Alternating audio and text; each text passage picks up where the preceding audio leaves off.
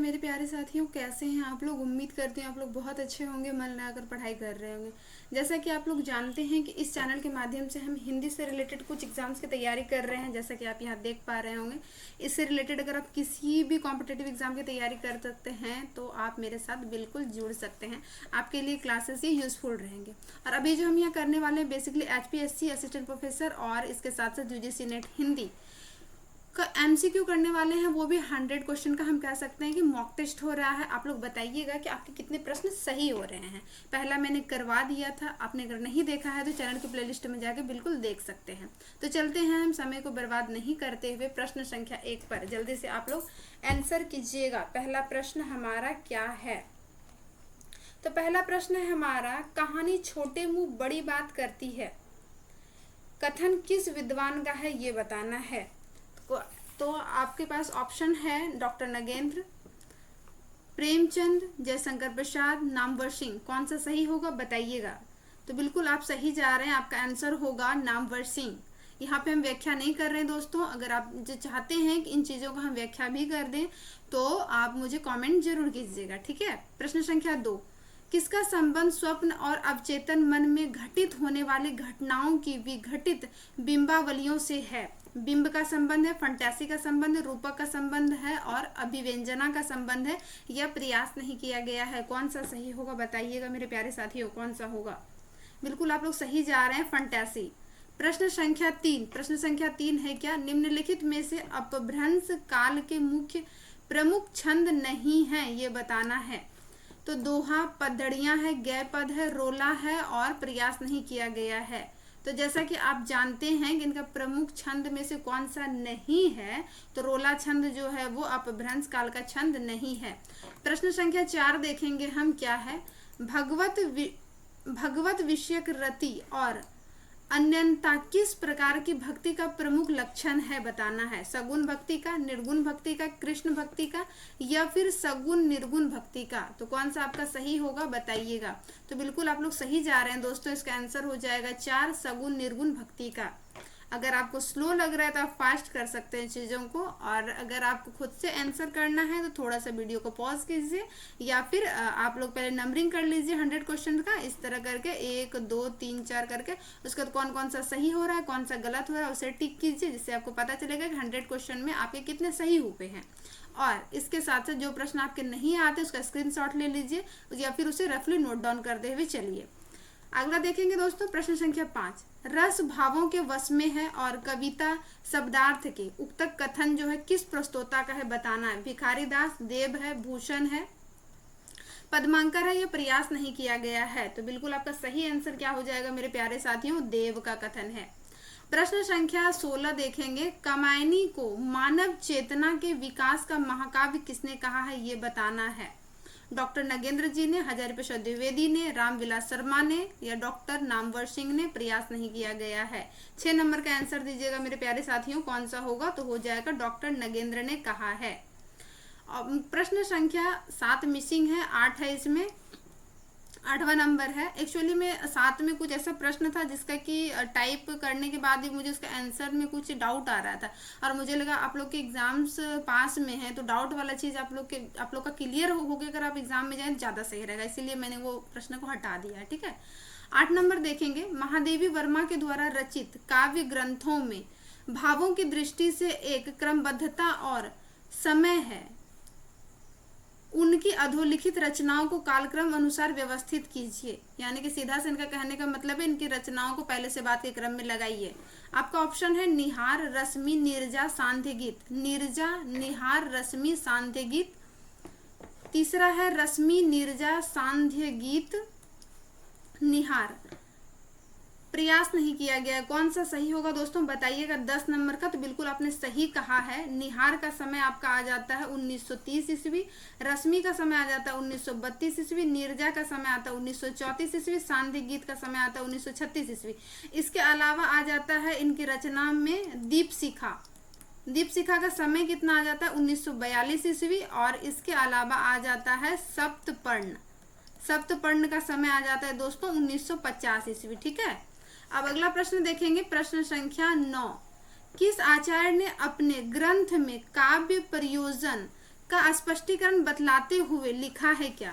काव्य यश से अर्थ कृते व्यवहार विदे शिवे तरक्षित्यो सद परिणावृत्ति कांता सम्मित उपदेश युजे। किसने कहा है ये? भामा ने, राजशेखर ने, मम्मट ने, भरत मुनि ने, या प्रयास नहीं किया गया है? कौन सा होगा दोस्तों, बताइएगा आप। इसका सही आंसर जो हो जाएगा वो है मम्मट जी का ये कथन है। प्रश्न आंसर हो जाएगा 3। प्रश्न संख्या 10 देखेंगे दोस्तों, क्या है? आर्य परिवार की भाषाओं का वर्गीकरण ध्वनियों के आधार पर करने की चेष्टा सबसे पहले किस विद्वान ने सुझाया था, ये बताना है।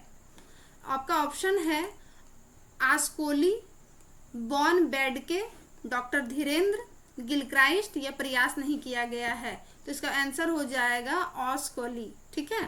प्रश्न संख्या 11 देखेंगे। औचित्य संबंधित चमत्कार उत्पन्न हो जाता है, वहां पर किस रूप में पूर्वार्ध वक्रता होती है? ये दोनों प्रश्न जो है ना, ये मैंने प्रीवियस से उठाए थे यूजीसी नेट का। ठीक है। यानी कि 100 क्वेश्चंस में ना दोस्तों आपको 10 क्वेश्चन 10-15 क्वेश्चन ही आपको ऐसे मिलेंगे जो प्रीवियस ईयर पेपर को उलट पुलट करके बनाया गया है। 10 प्रश्न या 15 प्रश्न। ठीक है। बाकी सब आपके मूल प्रश्न है, न्यू प्रश्न बोल सकते हैं। आपका ऑप्शन है दोस्तों यहाँ पे पर्याय वक्रता, संतृप्त वक्रता, विशेषण वक्रता, प्रत्यय वक्रता, या फिर प्रयास नहीं किया गया है। तो कौन सा होगा दोस्तों इसका आंसर, बताइएगा जल्दी से। तो हो जाएगा इसका आंसर प्रत्यय वक्रता। औचित्य संबंधित चमत्कार उत्पन्न हो जाता है, वहां पर किस रूप की पूर्वार्ध वक्रता होती है? तो होती है प्रत्यय वक्रता। पौ से पूर्वार्ध, पौ से प्रत्यय। ठीक है। कुछ प्रश्न को ऐसे ही याद करना पड़ता है जो समझ में कम आते हैं। ठीक है। प्रश्न संख्या 12 देखेंगे दोस्तों, क्या है? बिस्तर से उठकर जरा बाग की सैर करो, फूल की सुगंध लो, ठंडी वायु में भ्रमण करो, वृक्षों के कोमल पल्लवों का नृत्य देखो। उपरोक्त पंक्ति मजदूरी और प्रेम निबंध के किस भाग से लिया गया है, बताना है आपको। आपके पास ऑप्शन है मजदूरी और फकीरी, मजदूरी और प्रेमी, मजदूरी और कला, प्रेम, मजदूरी और प्रयास नहीं किया गया है। 12 नंबर का कौन सा आंसर होगा तो बताइएगा। तो हो जाएगा आपका आंसर बिल्कुल सही है। आप लोग 1 मजदूरी और फकीरी से ये पंक्ति शीर्षक से लिया गया है। ठीक है। बाकी इनकी पंक्तियों को याद रख लीजिएगा, ये वाला सिर्फ इसका नहीं, मजदूरी और प्रेमी नाम से नहीं, मजदूरी और प्रेम ये निबंध ही है। बाकी ये सारे इसके शीर्षक के नाम हैं, ये आपको याद होने चाहिए। अगर आपको याद नहीं होते हैं तो आप बिल्कुल बेझिझक हमको फीडबैक दे सकते हैं कि हाँ दीदी हमें ये चीज़ याद नहीं होता है, मैंने भी एग्जाम्स क्वालिफाई किया है, किस तरह से मैंने इसे याद रखा है, याद किया है, मैं आप लोगों के साथ शेयर करूंगी। आप लोग बिल्कुल बताइएगा। ठीक है। प्रश्न संख्या 13 देखेंगे दोस्तों, बताइएगा इनमें से असंगत विकल्प को चुनना है। गुरु नानक और कृष्ण का भेड़ों के साथ दौड़ना, ब्रह्मज्ञानी कबीर और रैदास का शूद्र होना, अलिफ उमा का रंग महलों में चटाई बुनना, उमर खय्याम का तंबू सीते फिरना। तो कौन सा असंगत होगा? तो ये जो दिया है गुरु नानक और कृष्ण का घोड़ों के साथ दौड़ना नहीं, बल्कि इसका क्या होगा दोस्तों कि पशुओं को चराना। ठीक है। अब मुझे ये बताइएगा ये किस निबंध से ली गई है। ठीक है।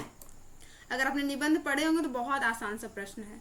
प्रश्न संख्या 14 ये भी बहुत आसान है। निम्नलिखित में से भागो और लालो नामक पात्र तथा कृष्णा नामक पात्र का उल्लेख किन 2 निबंधों में हुआ है? मजदूरी और प्रेम, संस्कृति और सौंदर्य। यानी कि इसका संबंध इस साइड वाला से है, यहाँ से, और इसका संबंध इस साइड वाला से। बताइएगा। मजदूरी मेरे राम का मुकुट भींग रहा है, संस्कृति और सौंदर्य। मजदूरी और प्रेम, मेरे राम का मुकुट भींग रहा है। भारतवर्षोन्नति कैसे हो सकती है? मेरे राम का मुकुट भींग रहा है। कौन सा सही होगा दोस्तों बताइएगा। तो बिल्कुल आप सही जा रहे हैं। ऑप्शन नंबर हमारा 3 जो है वो सही होगा। मजदूरी और प्रेम निबंध से भागो और लालो का संबंध है। लास्ट वाला शीर्षक में ऐसा आता है, इन दोनों का नाम का जिक्र होता है, जिसमें कि रोटियों की बात की जाती है कि किसी के रोटी से रक्त निकलता है, किसी के रोटी से दूध निकलता है, इस बारे में। और ये मेरे राम का मुकुट भींग रहा से कृष्णा नामक पात्र का जिक्र किया गया है। ठीक है। प्रश्न संख्या 15 बताइएगा दोस्तों कौन सा होगा। उत्तरा फाल्गुनी के अनुसार यीशु क्राइस्ट ने कितने वर्षों की अवस्था में अपना प्रथम संदेश सरमन ऑन द माउंट गिरी शिखर प्रजनन दिया था? यानी कि प्रथम संदेश किस उम्र में दिया था, ये पूछा जा रहा है। इसका ऑप्शन से मैंने मिसिंग कर दिया है क्या, एक बार देख लो। एक यहाँ पे ये 5 नंबर हो जाएगा ना, 5 नंबर यहाँ, 4 यहाँ, 5 यहाँ दे लीजिए। 30 वर्ष, ठीक है। बताइएगा दोस्तों कौन सा इसका होगा। पहला है 29 वर्ष, 27 वर्ष, 35 वर्ष, प्रयास नहीं किया गया है। 5वां है 30 वर्ष। तो कौन सा सही होगा, तो बिल्कुल सही बात है, आपने बिल्कुल सही बताया, 30 वर्ष। ऑप्शन नंबर हमारा 5 हो जाएगा सही। यहाँ हमारा उल्टा हो गया, इस वजह से यहाँ पे रख दिया, ठीक है। 29 वर्ष की अवस्था के बारे में भी लेखक बताते हैं इसमें कि गौतम बुद्ध ने जो गृह त्यागा था ना, तो गौतम बुद्ध का संबंध ये 29 वर्ष की अवस्था ही था। 27 वर्ष वाल्मीकि के अनुसार लेखक बताते हैं कि राम को जब वनवास मिला तो 30 में से 3 कम थे, ऐसा बताते हैं। तो राम जी से संबंध हो गया हमारा 27 वर्ष का, और 30 वर्ष यीशु क्राइस्ट का संबंध, ठीक है। 35 वर्ष का तो जिक्र नहीं हुआ है, ठीक है। अगला प्रश्न देखेंगे हम यहाँ पे 16 नंबर, उठ जाग मुसाफिर निबंध संग्रह में कौन सा निबंध नहीं है, ये बताना है। विकल्प है आपका मेरी दिनचर्या कुछ आयाम, नमो वृक्षेम, उठ जाग मुसाफिर, ग्रीष्म बहारी, प्रयास नहीं किया गया है। तो बिल्कुल आप लोग सही जा रहे हैं, ग्रीष्म बहार होगा, ठीक है। प्रश्न संख्या 17 देखेंगे दोस्तों, कौन सा होगा हमारा, बताइएगा। 17 नंबर है, जवानी की आंखों में ज्वाला होती है, बुढ़ापे की आंखों में प्रकाश होता है। उपयुक्त पंक्ति किस निबंध से उद्धृत है। मेरी दिनचर्या कुछ आयाम, नमो वृक्षेम, उठ जाग मुसाफिर, संस्कृति और सौंदर्य, प्रयास नहीं किया गया है। तो बिल्कुल आप लोग सही जा रहे हैं, 17 नंबर का आपका आंसर हो जाएगा उठ जाग मुसाफिर। प्रश्न संख्या 18 देखेंगे दोस्तों, क्या होगा। दूसरी परंपरा की खोज निबंध संग्रह में कुल कितने निबंध हैं, 5, 6, 8 या प्रयास नहीं किया गया है। तो बिल्कुल आप लोग सही जा रहे हैं, 18 नंबर का हो जाएगा, कुल 8 निबंध हैं। प्रश्न संख्या 19 है दोस्तों, ये इस तरह के प्रश्न रखे गए हैं ना कि घुमा फिरा के ये सारे प्रश्न आपके एग्जाम्स में आएंगे ही, ऑप्शन से आएंगे, चीजों मतलब इन सारे टॉपिकों से आएंगे, तो इनको आपको जहन में रखना ही होगा, इतना आपको पढ़ना ही होगा। ऑप्शन है दोस्तों आपका दूसरी परंपरा की खोज, पहली परंपरा की खोज, ब्राह्मण समाज का अंत, प्रेम पुमथ्यो महान, प्रयास नहीं किया गया है। तो पहली परंपरा की खोज नाम से कुछ भी निबंध नहीं है, बाकी जितने भी हैं ये दूसरी परंपरा की खोज निबंध संग्रह में निबंध लगे हुए हैं। प्रश्न संख्या 20 बताइएगा दोस्तों, क्या होगा इसका आंसर। संस्कृति और सौंदर्य निबंध में हजारी प्रसाद द्विवेदी की निम्नलिखित में से कौन सी रचना का उल्लेख हुआ है, बताना है। साहित्य का मर्म, हिंदी साहित्य की भूमिका, विचार और वितर्क, अशोक के फूल। आपका यहाँ पे कूट दिया है दोस्तों, बताइएगा कौन सा होगा। केवल 1, 2, 3, केवल 2, 3, 4, केवल 3, 4, इनमें से सभी सही है। कौन सा सही होगा, तो हो जाएगा 4। इसका आंसर कौन सा हो जाएगा, 4। अब देखेंगे प्रश्न संख्या 21, आगरा बाजार नाटक के प्रथम अंक के शुरुआत में आए कसकोल और तस्वीह का अर्थ क्या है, यानी कि इन दोनों शब्द के बारे में आए शब्द, यहाँ पे शब्द छूट गया दोस्तों, क्या इसका अर्थ है ये बताइए। इस टाइप के क्वेश्चंस आपके बनते हैं। कपड़ा और बर्तन, भिक्षा पात्र और जपने की माला, भिक्षा पात्र और पहनने की माला, एक डंडा और लोहे के कड़े, प्रयास नहीं किया गया। कौन सा होगा, 21 नंबर का बताइएगा दोस्तों। बिल्कुल आप सही जा रहे हैं, भिक्षा पात्र और जपने की माला। कसकोल का अर्थ क्या होता है, भिक्षा पात्र, और जपने की माला का अर्थ मतलब तस्वीह का अर्थ होता है जपने की माला, ठीक है। और इसका मतलब होता है कसकोल का अर्थ होता है, ठीक है। प्रश्न संख्या 22 देखेंगे दोस्तों, क्या है बताइएगा। ज्ञानी के लिए संसार में बहुत से रास्ते खुले हैं, उपयुक्त कथन किस नाटक से है। एक और द्रोणाचार्य, आगरा बाजार, बकरी, ध्रुव स्वामिनी, प्रयास नहीं किया गया है। 22 नंबर का बताइएगा दोस्तों, बिल्कुल सही जा रहे हैं आप। आगरा बाजार, आगरा बाजार में कौन कहता है ये कथन, तो ये ककड़ी वाले कहते हैं, ठीक है। ये कथन किसका है, ककड़ी वाला का, जब उनका बाताबाती होता है ना तो उसी बात में वो कहते हैं। 23 नंबर प्रश्न देखेंगे दोस्तों, क्या हो जाएगा आपका। लोक नाटकों में सुखांत समापन के मोह के कारण यह नाट्य विधा की जटिल संरचना के अनुभव की कमी के कारण या जन चेतना के अतिरिक्त उत्साह के कारण नाटक अपने अंत में बहुत स्थूल और हल्का लगने लगता है। उपरोक्त कथन बकरी नाटक के संबंध में किसका है ये बताना। गिरीश रस्तोगी का, डॉक्टर बच्चन सिंह का, आचार्य रामचंद्र तिवारी का, विजय नारायण त्रिपाठी का। प्रयास नहीं किया गया है। 23 नंबर का बताइएगा दोस्तों। बिल्कुल आप सही जा रहे हैं, ये हो जाएगा गिरीश रस्तोगी का, ये भूमिका से इनकी ली गई है। प्रश्न संख्या 24 है दोस्तों, बताइएगा जन नाट्य मंच 13 जुलाई 1947 यहाँ पे लिखा है, ठीक है। 1947 को त्रिवेणी कला संगम नई दिल्ली में आयोजित प्रथम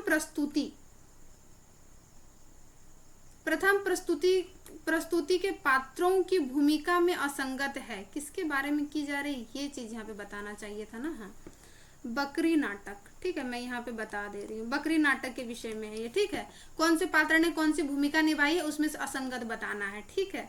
नट ने अनिल कुमार ने नट की भूमिका निभाई थी। नटी की भूमिका कविता नागपाल ने, दुर्जन सिंह की भूमिका निभाई थी पवन सिंह ने, और कर्मवीर सिंह की भूमिका निभाई थी राकेश सक्सेना ने। प्रयास नहीं किया गया है, असंगत पूछा था।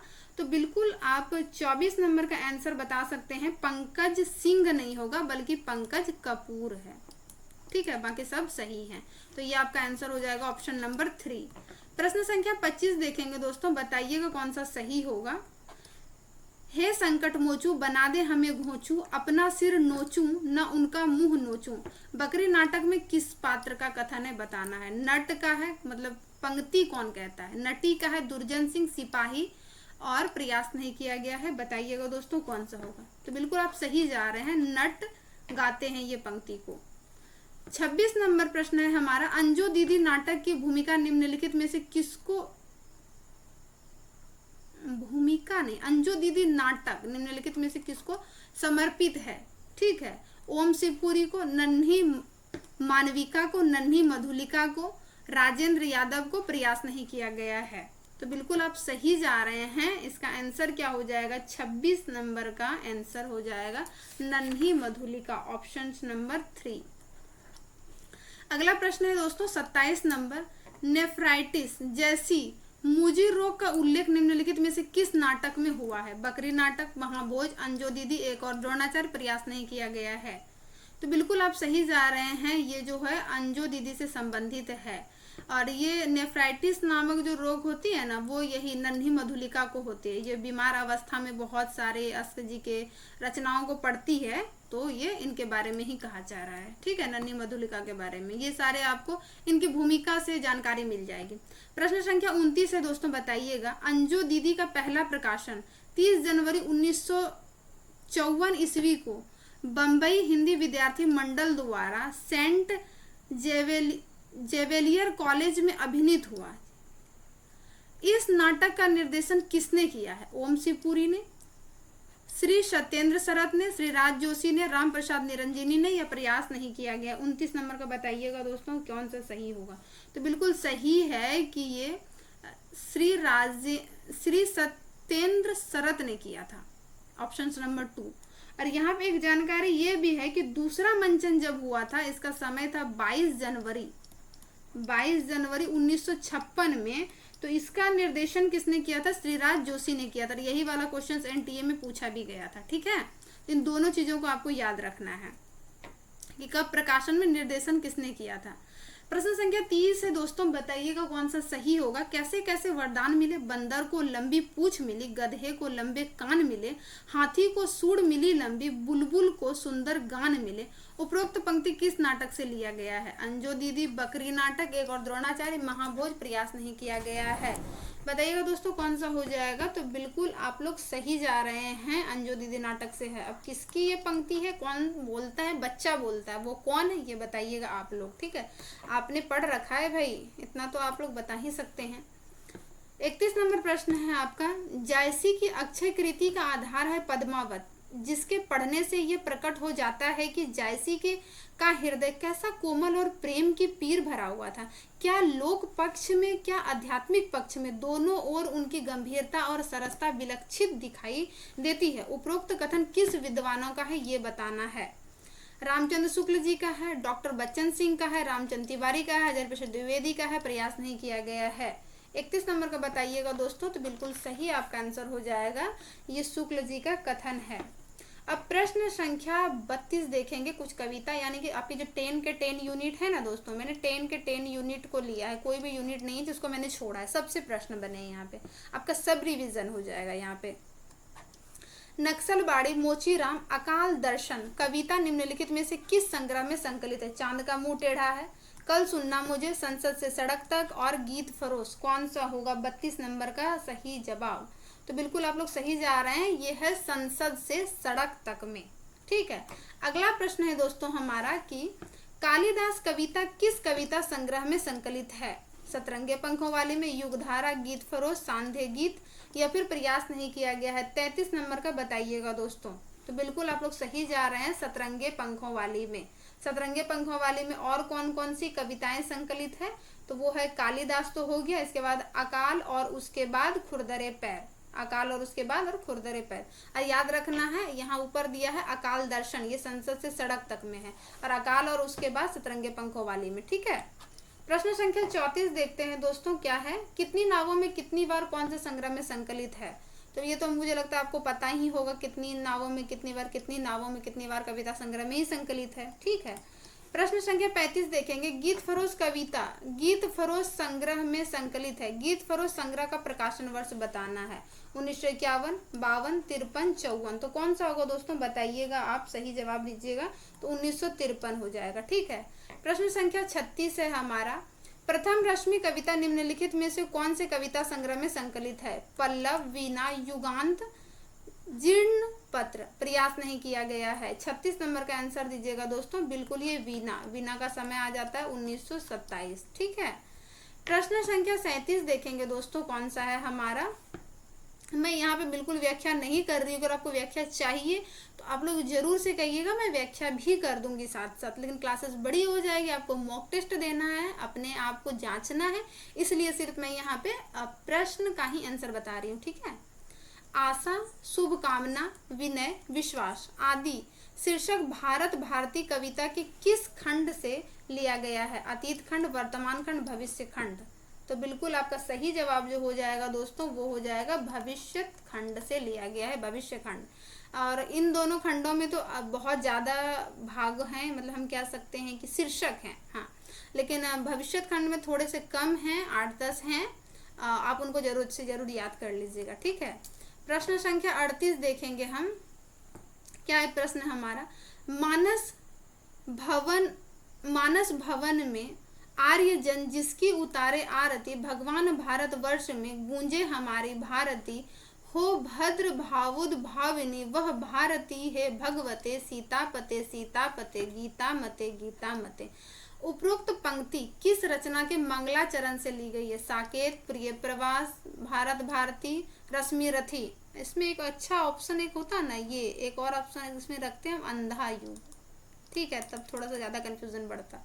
38 नंबर का क्या हो जाएगा दोस्तों? तो बिल्कुल आप सही जा रहे हैं, भारत भारती 1912 किसकी रचना है? मैथिली शरण गुप्त जी की। 38 नंबर दोस्तों, प्रिय प्रवास कविता निम्नलिखित में से कौन सा पात्र नहीं है बताना है? कृष्ण है, राधा, बलराम, उद्धव, प्रयास नहीं किया गया है। तो बिल्कुल आप जानते हैं कि बलराम का यहाँ पे जिक्र नहीं किया गया है। प्रश्न संख्या 40 देखेंगे, मेरी भव बाधा हरो राधा नागरी सोई, जातन की झाई परे श्यामू हरित दुति होई। उपयुक्त पंक्ति किस कवि द्वारा लिखी है?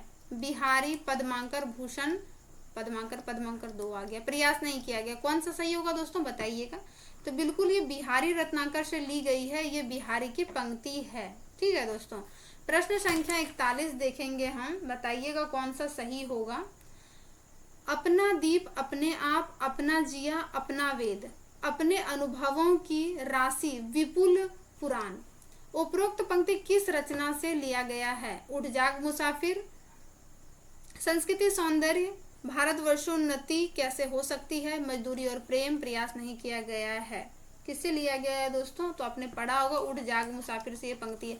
ये पंक्ति ना मतलब थोड़ा सा ना लगता ही नहीं कि ये इनका है, जब मैंने मूल टेक्स्ट को देखा ना तो मुझे खुद भी याद नहीं था ये पंक्ति, तो मैंने उसी से उठा के रखा ताकि ये एक दो बार आपकी नज़र के सामने जाए तो आप इसे सही कर लें। ठीक है, याद है या नहीं है, नज़र के सामने जाने से चीज़ें थोड़ी बहुत याद रहती है। 42 नंबर देखेंगे दोस्तों, शासन की बंदूक कविता किस छंद में लिखी गई है? रोला में, दोहा में, सोरठा छंद में, छप्प छंद में। तो इनमें से प्रयास नहीं किया गया है। 42 नंबर का बताइएगा दोस्तों, बिल्कुल आप सही जा रहे हैं, दोहा छंद में लिखी गई है। 43 नंबर देखेंगे दोस्तों, देवता इन प्रतीकों के कर गए हैं कुछ, कभी बासन अधिक घिसने से मुलम्मा छूट जाता है। उपरोक्त पंक्ति किस कविता से ली गई है? कलकी बाजरे की, हरी घास पे छनबर, या दीप अकेला, असाध्य वीणा, या सरकारी ऑप्शन है आपके पास। तो कौन सा हो जाएगा दोस्तों? बिल्कुल आप सही जा रहे हैं, कलकी बाजरे की। ठीक है, 44 नंबर बताइएगा दोस्तों, चीनी आक्रमण में भारतीय मन स्थिति में परेशान और बेचारगी लादी थी। भूल गलती कविता के संबंध में कथन किसका है ये बताना है। इसे हम इन्वर्टेड कॉमा में बंद कर देते हैं। ठीक है, तो कौन हो जाएगा दोस्तों? विजेंद्र स्नातक, अशोक वाजपेयी, मुक्तिबोध, श्रीकांत वर्मा। प्रयास नहीं किया गया है। 44 नंबर का बताइएगा मेरे प्यारे दोस्तों, कौन सा होगा? तो बिल्कुल आप सही जा रहे हैं दोस्तों, अशोक वाजपेयी जी का ये कथन है जो चीनी क्रांति से जोड़ते हैं भूल गलती को। 45 नंबर प्रश्न है आपका, मुक्तिबोध स्वयं ही ब्रह्म राक्षस व उनके शिष्य हैं। मुक्तिबोध के संबंध में कथन किस आलोचक का है, किस विद्वान का है, बताना है। नामवर सिंह, रामविलास शर्मा, श्रीकांत वर्मा, अशोक वाजपेयी, या फिर सरकारी ऑप्शन, कौन सा होगा दोस्तों बताइएगा। बिल्कुल बिल्कुल बिल्कुल सही जा रहे हैं आप लोग, ये श्रीकांत वर्मा। किसमें कहते हैं? काट का सपना जो है रचना, उनकी भूमिका में ये कहते हैं। प्रश्न संख्या 46 देखेंगे, अंधेरे में कविता निम्नलिखित में से कितने खंडों में है? 4 खंडों में, 7, 8, 9। तो बिल्कुल आप लोग सही जा रहे हैं, 8 खंडों में है। 47 नंबर है दोस्तों, बताइएगा, भारतेंदु हरिश्चंद्र ने जो नवजागरण, सॉरी फ्रेंड्स, हाँ, भारतेंदु हरिश्चंद्र से, एक बार ना एकदम दिखना बंद ही हो जाता है ऐसा लगता है, से जो नवजागरण शुरू होता है वह नई परिस्थितियों में पुराने लोक जागरण का ही विकास है। उपरोक्त कथन किस आलोचक का है? रामविलास शर्मा, रामकुमार वर्मा, दयानंद सरस्वती, डॉक्टर नगेंद्र। प्रयास नहीं किया गया। 47 नंबर बताइएगा, बिल्कुल सही जा रहे हैं, रामविलास शर्मा। 48 नंबर में असंगत विकल्प का चयन करना है। एक तरफ लेखक है, एक तरफ उनकी रचना है। लल्लू लाल का प्रेम सागर, सदल मिश्र का चंद्रावली नासिकेतोपाख्यान, कवि गंग का चंद छंद वर्णन की महिमा, राम प्रसाद निरंजनी का भाषा योग अनुष्ठ। तो कौन सा होगा दोस्तों? आपको पता है अनुष्ठ नहीं होगा, बल्कि क्या होगा? भाषा योग वशिष्ठ। ठीक है, बस इतना ही इसका अंतर था और कुछ नहीं, भाषा योग वशिष्ठ। प्रश्न संख्या, अच्छा इसको लाल लाल हो गया ये, अच्छा कोई बात नहीं, कर लेते हैं।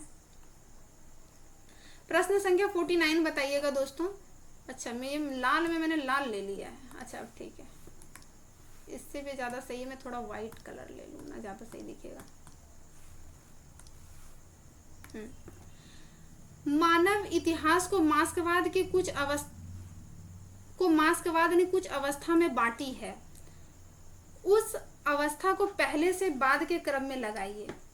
आदिम साम्यवाद, दास व्यवस्था, सामंतवाद, पूंजीवाद। कूट आपका यहाँ पे दिया गया है दोस्तों, 1 2 3 4, 2 1 3 4, 3 4 2 1, या प्रयास नहीं किया गया है, कौन सा सही होगा? तो बिल्कुल आप लोग सही जा रहे हैं, ऑप्शंस आपका 1 हो जाएगा कि मार्क्सवाद ने जो बांटा है आदिम साम्यवाद, दास व्यवस्था, सामंतवाद, पूंजीवाद, और इसके बाद जो आता है क्या आता है? वो आता है समाजवाद। इसके बाद आता है समाजवाद और इसके बाद आता है साम्यवाद।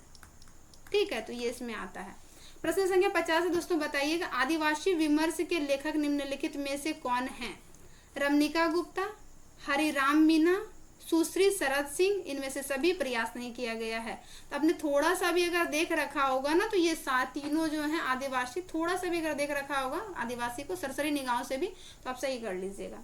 प्रश्न संख्या 51 है, साहित्य इतिहास आदिकाल के संबंध में विद्वानों को कौन सा मत है ये बताना है। वीरकाल का संबंध किससे है?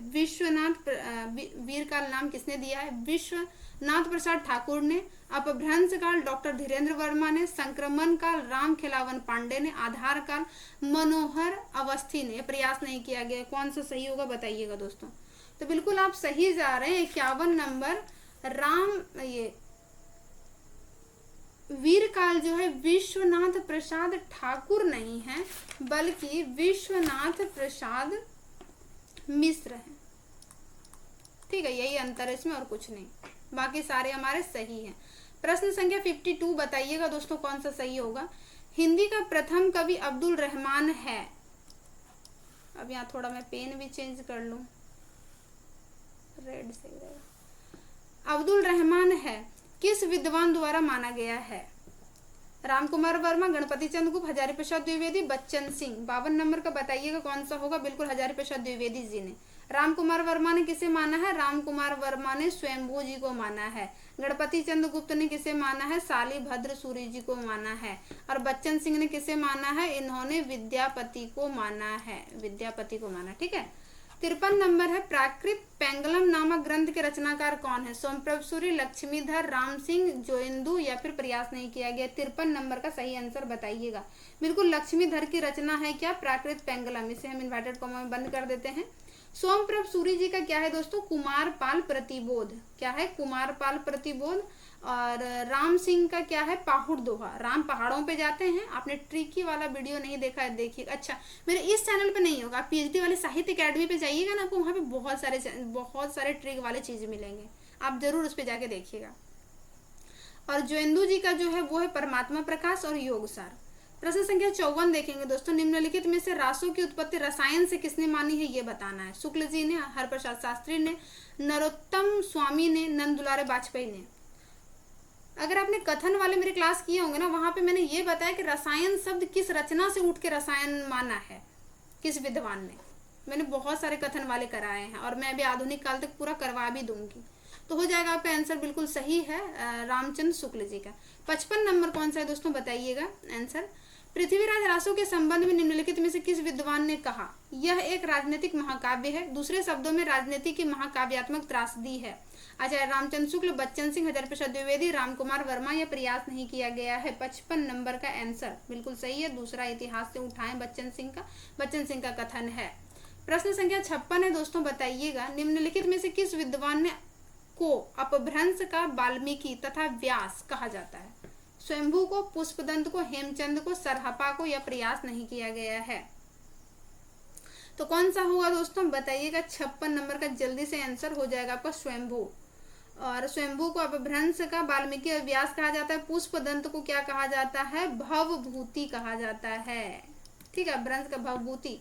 हेमचंद को क्या कहा जाता है, प्राकृत का पाणिनि कहा जाता है। प्राकृत का पाणिनि कहा जाता है।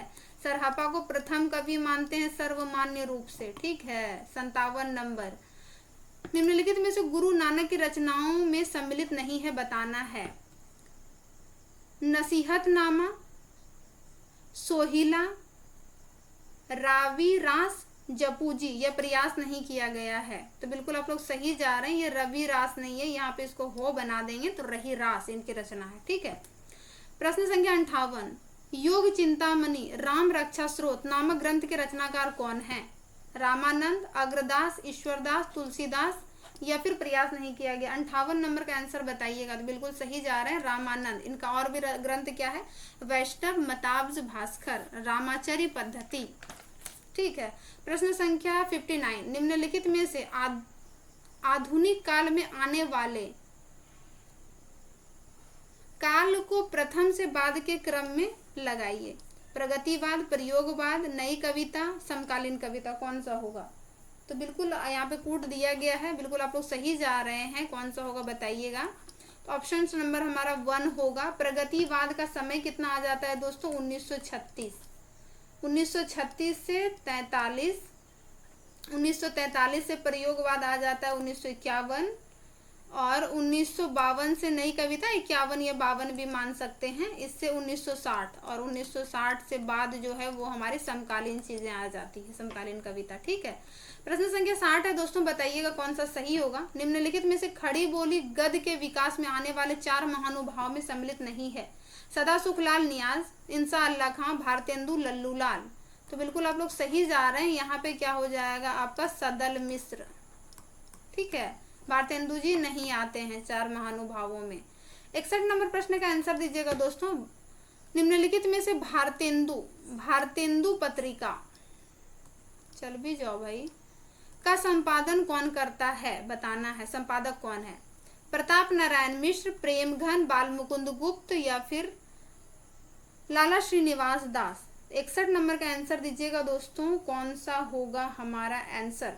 तो बिल्कुल आप सही जा रहे हैं, आंसर हो जाएगा आपका प्रताप नारायण मिश्र। ठीक है, बाकी इन सारी पत्रिकाओं को देख लीजिएगा, बहुत पूछे जाते हैं इनकी पत्रिकाएं भी। ठीक है, भारतेंदु की 2-3 पत्रिकाएं हैं, बाकी भारतेंदु युग में जो पत्रिकाएं सबको देख ही लीजिएगा। 61-61-2 आ गया है। मैंने वहाँ ऊपर पे एक 7 नंबर मिसिंग किया था ना, इसीलिए यहाँ पे 61-61-2 यहाँ बोनस में मिल गया है, इसलिए 100 में 100 क्वेश्चन है, कम नहीं है। ठीक है, 61 नंबर प्रश्न है हमारे, निम्नलिखित में से महाप्राण ध्वनि नहीं है, यानी कि महाप्राण नहीं है तो अल्प प्राण बोल रहा होगा, कौन सा है ये पूछ रहा है यहाँ पे। ख है, छ है, च है, ग है, प्रयास नहीं किया गया। 61 नंबर का बताइएगा दोस्तों, बिल्कुल आप बिल्कुल सही जा रहे हैं। च जो होता है ये अल्प प्राण है, जैसा कि आप जानते होंगे कि जहाँ पे एच लगता है, एच लगता है ख, यानी कि हम एक बार थोड़ा सा बता दें, क ख ग घ अंग, तो ये हो गया 1 2 3 4, यानी कि 2 और 4 वाले जो आते हैं ये हमारे महाप्राण होते हैं, बाकी जो यहाँ पे आ गए ये हमारे अल्प प्राण होते हैं। या अगर ऐसे कंफ्यूजन होता है तो जिसमें एच लगता है वो महाप्राण है, ऐसे करके भी याद रख सकते हैं। ठीक है, 62 नंबर बताइएगा दोस्तों, निम्नलिखित में से कौन सा पश्च स्वर है, यानी कि कौन से पीछे से बोले जाते हैं, जिह्वा के आधार पर इसे वर्गीकृत किया जाता है। आ है, छोटी ई है, बड़ी ई है, ओ है, बताइएगा दोस्तों कौन सा होगा पश्च स्वर पीछे से बोली जाती है, वो हो जाएगा आ। ऑप्शन नंबर हमारा 1। पश्च के अंतर्गत और क्या क्या आता है दोस्तों, अगर हम बात कर लेंगे थोड़ा सा यहाँ पे मैं एक्सप्लेन कर देती हूँ। छोटा ऊ आता है, बड़ा ऊ आता है, बड़ा औ आता है और छोटा औ भी आता है, इसके साथ साथ डॉक्टर वाला आ भी आता है। ठीक है, ये चीज इसके अंतर्गत आता है। अगर थोड़ा सा बात कर लेते हैं अग्र से कौन कौन से, जिह्वा के आगे से क्या बोले, छोटा ई, बड़ी ई, ए और ए बोली जाती है। ठीक है, और मध्य से बोले जाते हैं क्या, ओ। ये इसका संबंध किससे, मध्य से। ठीक है, जिह्वा के आधार पर ये सब देख लीजिएगा, थोड़ा छोटे छोटे प्रश्न है ना, नंबर मार्क्स बढ़ा के जाते हैं। 63 नंबर बताइएगा दोस्तों, ओ आ हो का उच्चारण स्थान कौन सा है, तालव्य, कंठ, मूर्धा, दंत्य, कौन सा होगा दोस्तों। तो बिल्कुल आप सही जा रहे हैं, कंठ। क वर्ग के साथ साथ ओ, आ और हो भी इसके साथ उच्चारित होती है। 64 नंबर क्वेश्चन का आंसर आप दीजिएगा, निम्नलिखित में से कौन सा तालव्य, मूर्धन्य, दंत्य और हो का उच्चारण स्थान कौन सा है। उष्ण व्यंजन, अर्ध व्यंजन, पार्श्विक, लुंठित या प्रयास नहीं किया गया है, कौन सा सही होगा बताइएगा। तो बिल्कुल सही जा रहे हैं, इसका आंसर हो जाएगा उष्ण व्यंजन। और थोड़ा सा मैं यहाँ पे बात कर लूँ, पार्श्विक के अंतर्गत आता है लो और लुंठित के अंतर्गत आता है रो, यानी कि यहाँ पे जो लो यहाँ पे लुंठित है ना, ये लो वाला यहाँ आ जाता है, और पार्श्विक जो है, पार्श्विक के अंतर्गत लो और लो वाला जो चीज है यहाँ पे लुंठित है, यहाँ पे रो आ जाता है। ठीक है, इसी तरह मैंने इसको याद किया था, आप समझ पा रहे होंगे इन चीजों को। यानी कि मैं यहाँ पे कह रही हूँ, एक बार फिर से बता रही हूँ कि ये लॉ वाला चीज है, इसमें लॉ नहीं आ रहा है, इसलिए यहाँ रो आ रहा है, और बाकी जो है प के साथ लो आ रहा है। ठीक है, प्रश्न संख्या 65, निम्नलिखित में से खड़ी बोली का क्षेत्र नहीं है, मेरठ, रामपुर, मथुरा, दिल्ली, प्रयास नहीं किया गया है। तो बिल्कुल आपको पता होगा 65 नंबर एक क्वेश्चन आप याद कर लीजिएगा, इसका एक क्वेश्चन आपके पूछे ही जाएंगे। ये ब्रज भाषा का है, किसका है, ब्रज भाषा का है।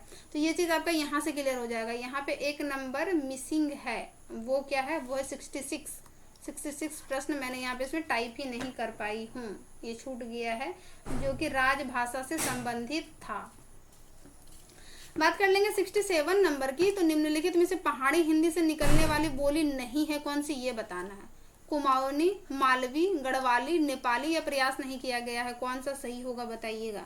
तो बिल्कुल मालवी जो है इसका संबंध किससे है, राजस्थानी से है। ठीक है, प्रश्न संख्या 68 नंबर बताइएगा कौन सा सही होगा। हिंदुस्तानी शब्द के संबंध में विद्वानों का कौन सा विद्वानों का कथन है। हिंदुस्तानी मुख्य रूप से दुआओं की भाषा है, अतः हिंदुस्तानी का प्रयोग हिंदी उर्दू मिश्रित से किया जाता है। ग्रियर्सन, श्याम सुंदर दास, सदा सुखलाल नियाज, पदम सिंह शर्मा, प्रयास नहीं किया गया है। तो बिल्कुल आप लोग सही जा रहे हैं, इसका आंसर हो जाएगा ग्रियर्सन जी। 69 नंबर क्वेश्चन का आंसर दीजिएगा दोस्तों, निम्नलिखित में से साहित्यिक अपभ्रंश को पुरानी हिंदी कहा था, किसने कहा था। रामचंद्र शुक्ल जी ने, हजारी प्रसाद द्विवेदी, शिव सिंह सेंगर और राहुल सांकृत्यायन प्रयास नहीं किया गया है। साहित्यिक हिंदी को तो हो जाएगा आचार्य रामचंद्र शुक्ल जी।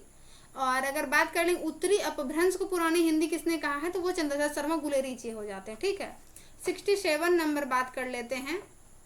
ईसा की प्रथम शताब्दी में अपभ्रंश का व्यवहार लोक भाषा के अर्थ में होने लगा। पहली शताब्दी में, छठवीं शताब्दी में, 9वीं या फिर 11वीं? तो बिल्कुल सही जा रहे हैं आप, 11वीं शताब्दी में।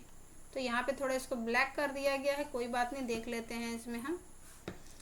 सादगी और सहजता, भीष्म यानी कि भीष्म साहिनी की बात की जा रही है यहाँ पे। ठीक है, भीष्म साहिनी जी की कहानी कला की ऐसी खूबियां हैं जो प्रेमचंद के अलावा और कहीं दिखाई नहीं देती।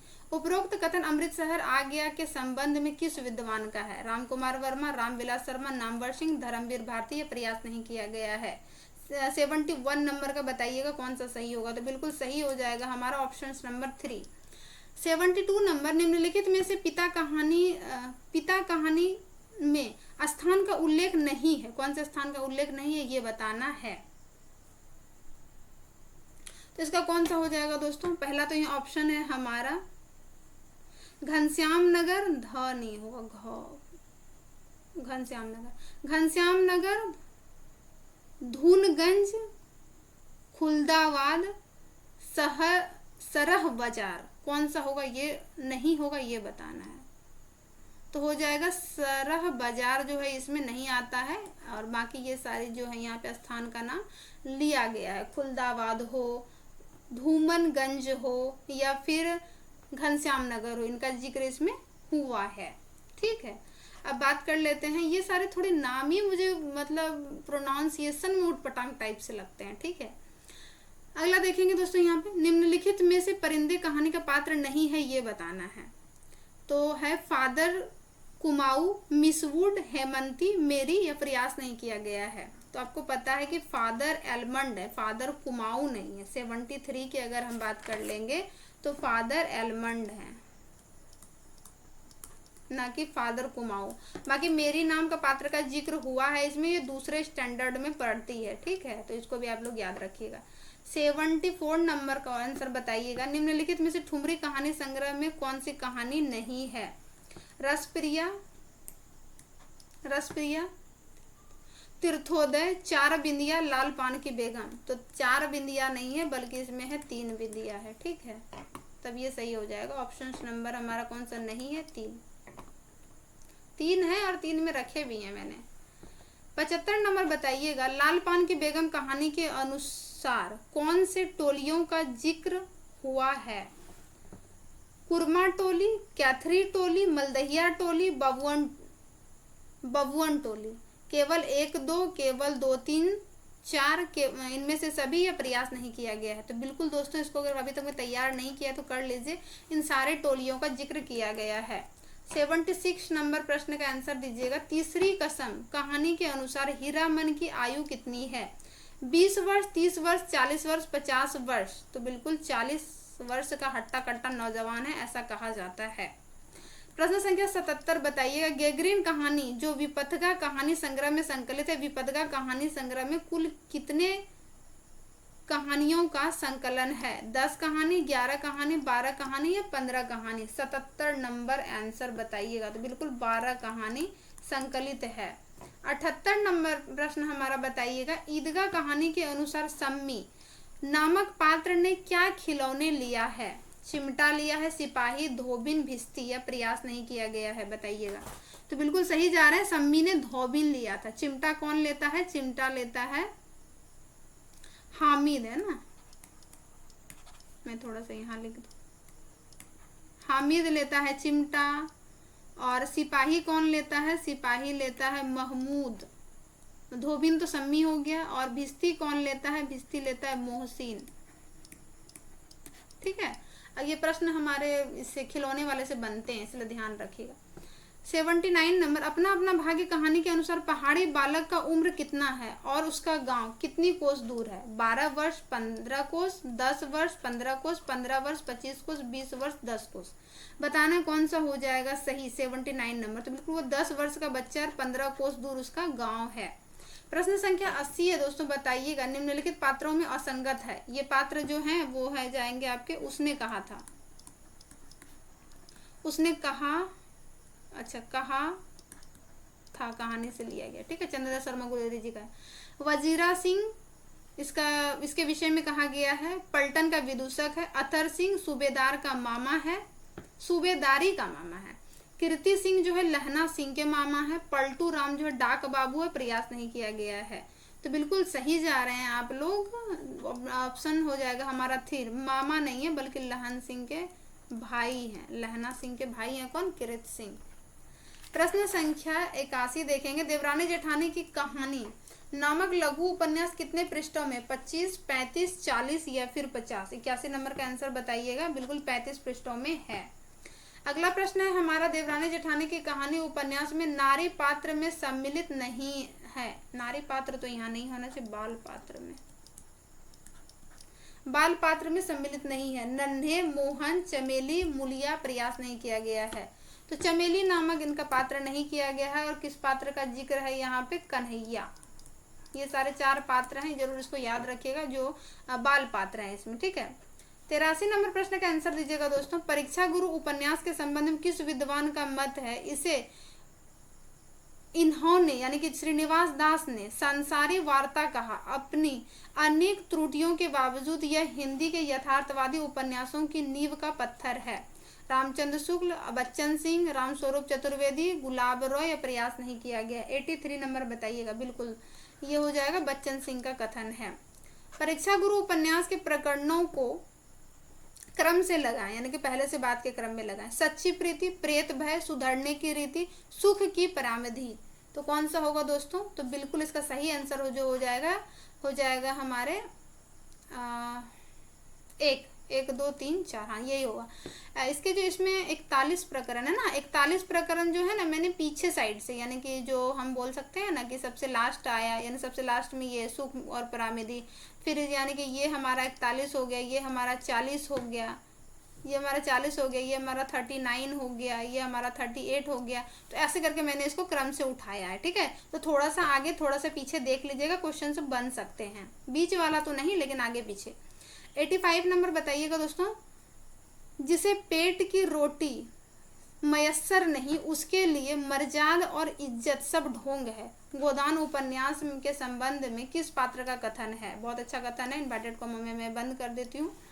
कौन सा? भोला का है, गोबर का है, हीरा का है, धनिया का। तो बिल्कुल आप लोग सही जा रहे हैं, आपने पढ़ रखा है भाई, वाह वाह क्या बात है। तो हो जाएगा हमारा गोबर का, ठीक है। अब मुझे लगता था कंफ्यूजन के धनिया के पास जा सकते हैं, लेकिन इसका सही हो जाएगा आंसर गोबर, ठीक है। 86 नंबर बताइएगा दोस्तों, कौन सा सही होगा? शेखर एक जीवनी उपन्यास के दूसरे खंड के भाग को क्रम में व्यवस्थित करें। बंधन और जिज्ञासा, पुरुष और परिस्थिति, शशि और शेखर, धागे, रस्सी और गुंजर। कौन सा सही होगा? कूट यहाँ पे दिया गया 1, 2, 3, 4। दूसरा कूट है आपका यहाँ पे 2, दूसरा नंबर 3, 2, 1, 4। यहाँ पे देख लीजिएगा कौन सा सही होगा, ये आपको बताना है। 86 नंबर। तो बिल्कुल आप लोग सही जा रहे हैं तीसरे नंबर पर। तीसरा नंबर क्या है हमारा? तीसरे नंबर पे क्या आंसर हो जाएगा हमारा? 3 आ जाएगा। शशि और शेखर, नहीं ये तो नहीं होगा। क्या गलत कर दिए कुछ क्या? ये 3 नहीं होगा, यहाँ 2 से शुरू होगा ये। तो मैं यहाँ पे बता दे रही हूँ, उसका बहुत कंफ्यूजन लग रहा है ना। पहला जो आ जाता है वो है पुरुष और परिस्थिति, ठीक है। पुरुष और परिस्थिति 1 नंबर पे आप रख सकते हैं, यानी कि दूसरा नंबर। पहले ये हो गया, दूसरा है पुरुष और परिस्थिति, उसके बाद है बंधन और जिज्ञासा, बंधन और जिज्ञासा वाला, ठीक है। ये दूसरे नंबर पे ये हो गया। तीसरा नंबर पे है शशि और शेखर, हाँ। चौथे नंबर पे जो है हमारा वो है रस्सियां और गुंजर, धागे, रस्सी और गुंजर। तो धागा वागा वाला सबसे पीछे कर दीजिएगा, बाकी पहले पुरुष से शुरू होता है, फिर ये आपको याद रह जाएगा, ठीक है। यहाँ पे कोड में थोड़ा सा दिक्कत हो गया है। 87 नंबर क्या है दोस्तों बताइएगा। वान भट्ट की आत्मकथा के संबंध में किस विद्वानों का मत है? वान भट्ट की आत्मकथा में उन्होंने मध्यकालीन जड़ता पर प्रहार करते हुए उसे आधुनिक चैतन्य से संपर्क पुरस्कृत किया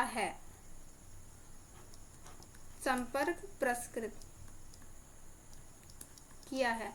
बताइएगा ये किसने कहा है? डॉक्टर नामवर सिंह ने, बच्चन सिंह ने, रामचंद्र शुक्ल ने, देवराज सिंह ने। किसका है? 87 नंबर का। बिल्कुल सही जा रहे हैं, ये बच्चन सिंह की पुस्तक से उठाया गया है, क्योंकि बच्चन सिंह से बहुत सारे प्रश्न बने हैं ना, इसीलिए बच्चन सिंह के कथन रखे गए हैं। मेला अंचल उपन्यास को गोदान के बाद दूसरा श्रेष्ठ उपन्यास किस विद्वान ने माना है? बच्चन सिंह ने, रामचंद्र शुक्ल ने, नलिन विलोचन ने। प्रयास नहीं किया गया। 88 नंबर बताइएगा दोस्तों कौन सा सही होगा? तो बिल्कुल सही जा रहा है अपना नलिन विलोचन शर्मा। 89 नंबर क्वेश्चन है हमारा, कथनांक में कुछ ऐतिहासिक घटनाएं या प्रसंग अवश्य हैं, परंतु संपूर्ण कथनांक कल्पना के आधार पर उपन्यास है, इतिहास नहीं। कल्पना के आधार पर उपन्यास है, इतिहास नहीं। झूठा सच उपन्यास के संबंध में कथन किसका है? शिव कुमार मिश्र का, यशपाल का, डॉक्टर बच्चन सिंह का,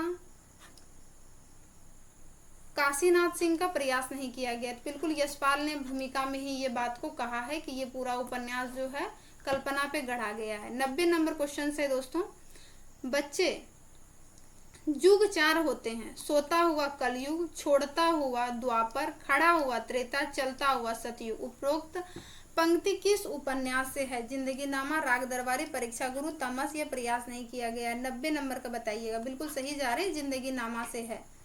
91 नंबर प्रश्न है हमारा, रमणीयार्थ प्रतिपादकम शब्दः काव्यम उपर्युक्त कथन किस विद्वान का है? विश्वनाथ, आनंदवर्धन, रुद्रट, भामह। प्रयास नहीं किया गया है। रमणीय, रमणीय लग रहा है, विश्व में सब कुछ रमणीय लग रहा है, विश्व में सब कुछ रमणीय लग रहा है, विश्वनाथ। मैंने ऐसे इसको याद रखा था।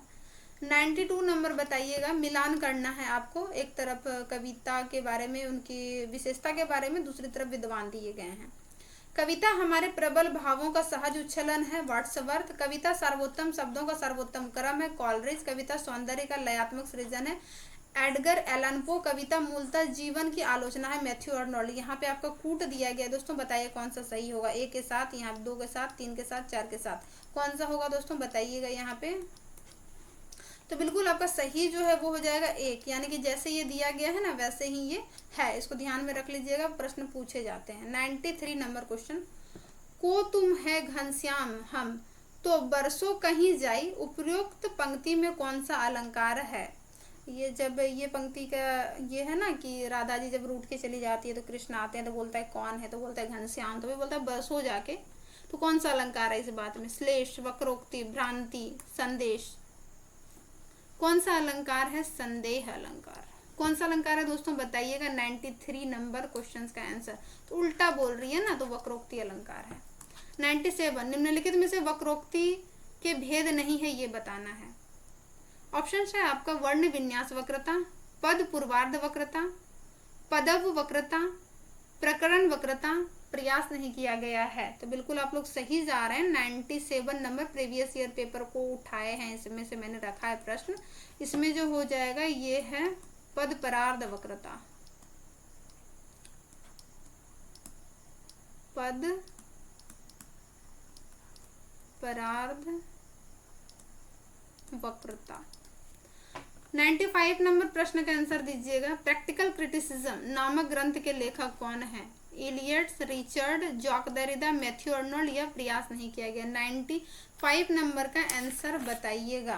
तो बिल्कुल सही जा रहे हैं, रिचर्ड जी का कथन है, सॉरी फ्रेंड, पुस्तक है, पुस्तक है, ग्रंथ है, रचना है, जो भी मान लीजिए। अरस्तु ने अनुकरण के कितने प्रकार किए हैं? 2, 3, 4 या फिर 5? तो बिल्कुल आप लोग सही जा रहे हैं, 3।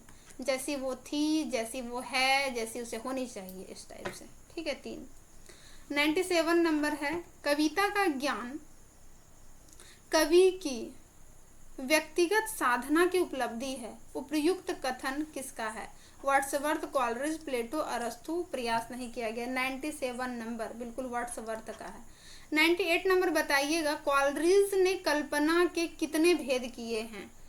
5, 6, 2, 3, कौन सा होगा बताइएगा? 98 नंबर बिल्कुल आप लोग सही जा रहे हैं, हो जाएगा आपका 2। कौन कौन सी कल्पना? एक होती है हमारी मुख्य कल्पना,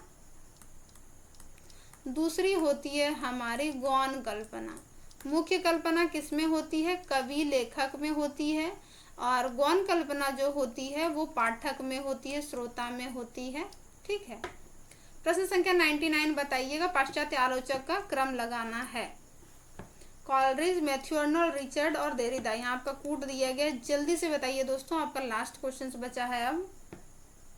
तो इसका सही आंसर जो हो जाएगा 1 2 3 4, तो हो जाएगा कॉलरिज का समय 1772, मैथ्यू अर्नोल्ड का समय 1822, रिचर्ड का समय जो है वो 1888 और देरिदा का समय जो है वो है 1930। कौन सा सही होगा? तो हो गया आपका 1। 100 नंबर प्रश्न है आपका, बहुत आसान है, जल्दी से बता दीजिएगा। हलवा प्रश्न को मैंने लास्ट में रख दिया था, वो भी गाजर का हलवा है ये, ठीक है। खा के बताइएगा कैसा लग रहा है। 30 अध्याय, 32 अध्याय, 33 अध्याय, 36 अध्याय, कितने अध्यायों में भरत मुनि ने अपने नाट्यशास्त्र ग्रंथ में कितने अध्यायों में विभक्त किया, ऐसा पूछा जा रहा है। कुल कितने अध्याय हैं? तो हो जाएगा बिल्कुल 36 अध्याय है। और कितने श्लोक हैं दोस्तों बताइएगा आप लोग भी? 50,000 श्लोक हैं इसमें, ठीक है, काफ़ी इम्पोर्टेंट है। तो यहाँ पे मैंने कुल ईमानदारी से 100 प्रश्न कर लिया है। 1-2 प्रश्न अगर इधर उधर हुए हो तो उससे क्षमा याचना। और मुझे उम्मीद है ये आपके एग्जाम्स के पॉइंट ऑफ व्यू से बहुत इंपॉर्टेंट है। पूरा सिलेबस को इसमें रखा गया है। मैंने बहुत सारे कोडिंग वाले प्रश्न नहीं लिए हैं कि कोडिंग वाले प्रश्न से क्लासेस बहुत लेंथी हो जाती है और इस टाइप से मतलब दिक्कत भी आ जाता है करने में। इस वजह से अगर ये HPSC को ध्यान में रख रहे हैं तो इसीलिए इस तरह के बना रहे हैं, क्योंकि अभी तो एग्ज़ाम एडमिट कार्ड वगैरह अभी आया भी नहीं है, तो देख ले रहे हैं कैसा क्या होगा। बाकी UGC नेट के लिए भी ज़रूरी है और इम्पॉर्टेंट भी है बहुत, क्योंकि आपका भी सिलेबस सेम है, तो तथ्य तो कहीं जाएंगे नहीं ना। प्रश्न 1 लाइनर आए, कूट में आए, तथ्य तो ऐसे ही रहेंगे ना, तो इसको भी ध्यान में रखना है बिल्कुल। और मन लगाकर पढ़ाई करना है और मुझे फीडबैक देके ज़रूर बताना है। और मेरा एक और चैनल है जिससे कि आप मुझे बहुत कोई जानते भी होंगे, PhD वाली साहित्य अकेडमी, तो आप उस पर भी जाके मुझे देख सकते हैं। कुछ मैं वहाँ पे भी वीडियो डालती हूँ, ठीक है। तो उम्मीद है क्लासेस आपके लिए यूज़फुल बिल्कुल है दोस्तों, ठीक है। क्लासेस के साथ बने रहने के लिए तहे दिल से बहुत बहुत आभार।